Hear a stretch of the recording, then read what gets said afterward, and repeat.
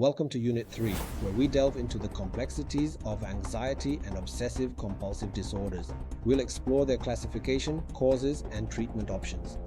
In this unit, we'll cover defining anxiety disorders, specific phobias, social anxiety, panic disorder, generalized anxiety, OCD, and treatment approaches. By the end of this unit, you'll be able to classify anxiety disorders, describe phobias, explain social anxiety, and evaluate treatment approaches. Anxiety and fear are core constructs, with fear being an immediate response to a threat, activating the fight-or-flight system. Anxiety is a future-oriented state, characterized by worry and anticipation of threats, often leading to distress and impairment. Anxiety disorders are classified under DSM-5-TR, including phobias, OCD, and trauma-related disorders, each with distinct symptoms. Key diagnostic features of anxiety disorders include specific phobias, social anxiety, panic disorder, and generalized anxiety disorder. Cultural factors influence anxiety presentation, affecting diagnosis, accuracy, and reliability with variations across different cultures. Clinicians should approach diagnosis with cultural humility, recognizing diverse expressions of anxiety through somatic and spiritual concerns. Specific phobias involve intense fear and avoidance of certain situations or objects perceived as dangerous despite rational understanding. Specific phobias are marked by persistent fear, often disproportionate to actual danger, causing significant distress or impairment. The etiology of specific phobias includes biological, psychological, and cognitive factors, with genetic vulnerability and learned behaviors playing roles. Psychological factors like classical conditioning and cognitive biases contribute to the development of specific phobias. Exposure therapy is a first-line treatment for specific phobias, involving gradual exposure to feared stimuli to reduce anxiety. Cognitive behavioral therapy and pharmacotherapy are effective treatments, with options like SSRIs and benzodiazepines for managing symptoms. Social anxiety disorder involves a persistent fear of social situations where one might be embarrassed or negatively evaluated. Social anxiety disorder affects 3 to 7% of the population annually, with most cases developing before age 23, often focused on performance situations. The cognitive behavioral model of social anxiety highlights how negative self-imagery and avoidance behaviors reinforce threat perceptions. The etiology of social anxiety disorder includes genetic, neurobiological, and cognitive behavioral factors, with early social experiences playing a role. Treatment for social anxiety disorder includes CBT with exposure, social skills training, and pharmacotherapy, with CBT showing superior efficacy. Exploring new frontiers in treating social anxiety disorder, we delve into emerging approaches like virtual reality exposure therapy. This innovative method, supported by a 17 RCT meta-analysis, shows promising results, proving superior to wait-list controls and comparable to traditional in vivo exposure, both post-treatment and at follow-up. Acceptance and commitment therapy stands as a robust alternative to CBT, showing non-inferiority in direct comparison. Meanwhile, decoded neurofeedback is making strides in reducing social anxiety by dampening amygdala threat responses. A key insight reveals SAD as a leading cause of disability-adjusted life years in young adults, driven by academic and workplace challenges. Panic disorder is characterized by sudden panic attacks, marked by intense fear or discomfort that peaks within minutes. These attacks involve at least 4 of 13 possible symptoms and affect about 11% of the population annually. The criteria for panic disorder include recurrent, unexpected panic attacks and persistent concern about future attacks or significant behavioral changes. Prevalence rates show a lifetime occurrence of 1 to 3.8%, with women being diagnosed twice as often as men.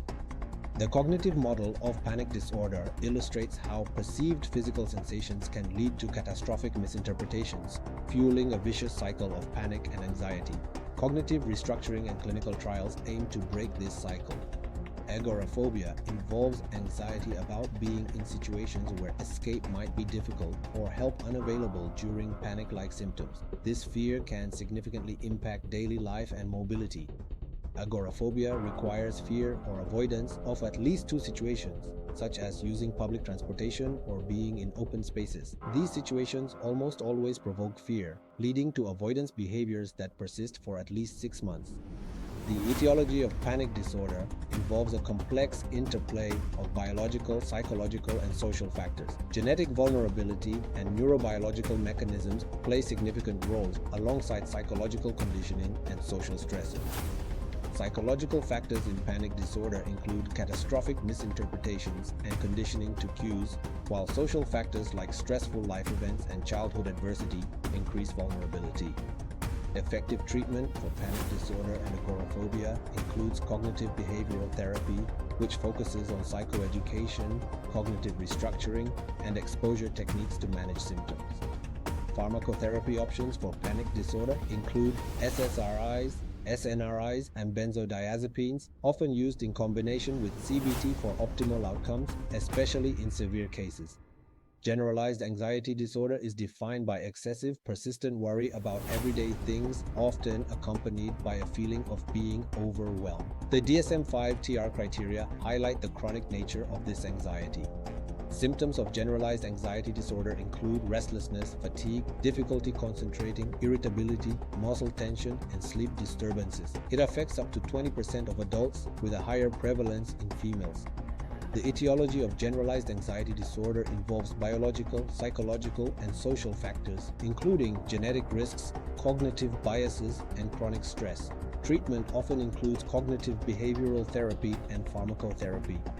Treatment for generalized anxiety disorder includes cognitive behavioral therapy, which focuses on restructuring thoughts and behaviors, alongside pharmacotherapy options like SSRIs and SNRIs for effective management.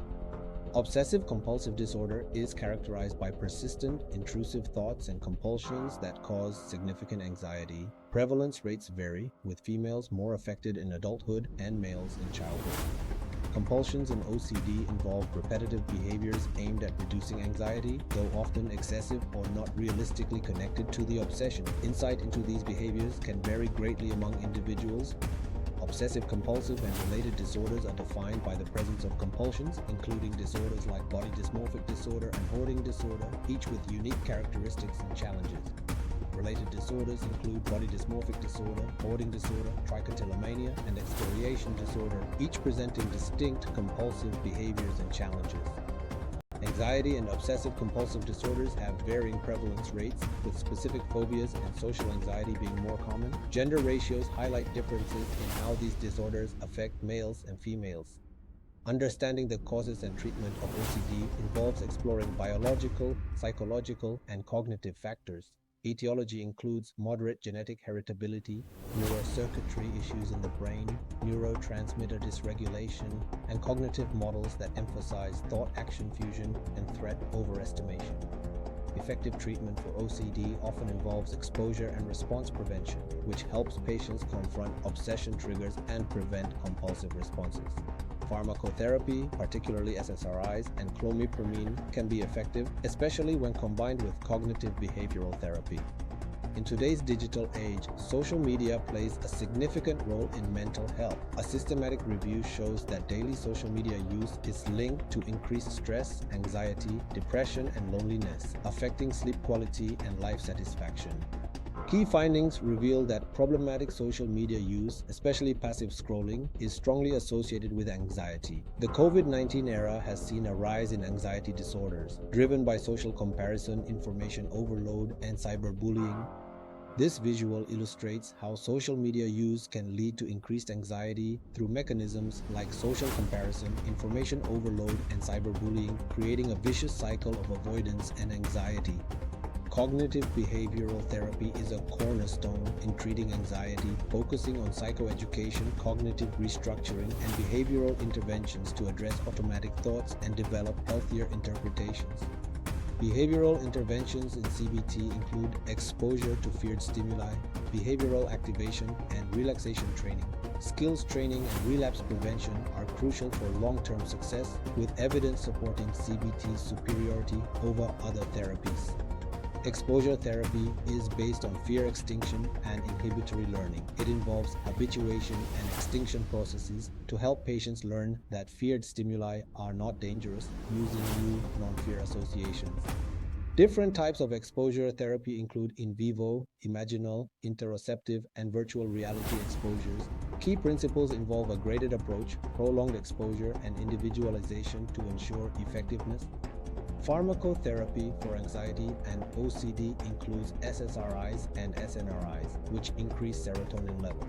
These medications typically take 2 to 6 weeks for therapeutic effects, with a significant response rate at 12 weeks for social anxiety disorder. Other medications for anxiety include buspirone, benzodiazepines, beta blockers, and MAOIs, each with specific uses and considerations. For OCD, higher doses of SSRIs or clomipramine may be required despite potential side effects. Treatment approaches for anxiety and OCD vary by disorder, with specific phobias often treated with exposure therapy, while social anxiety and panic disorders may benefit from CBT and SSRIs. Combined treatments can enhance outcomes.